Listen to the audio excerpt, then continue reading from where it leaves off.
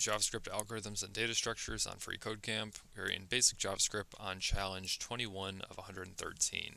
So we are going to compound assignment with augmented addition.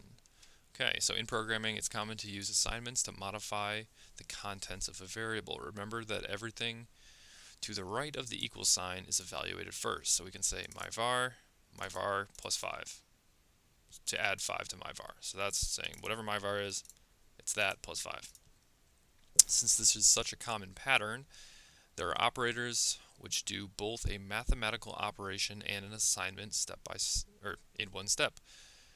One such operator is plus equals. So my var is 1, my var plus equals 5. That's literally the same as saying my var equals my var plus 5. So you're saying my var plus 5 equals my var. So whenever you hear someone or you see a variable plus equals whatever, minus equals whatever, it's just saying that var equals that var plus or minus that number.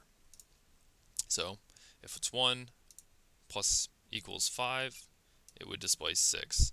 So convert the assignments for A, B, and C to use the plus equals operator.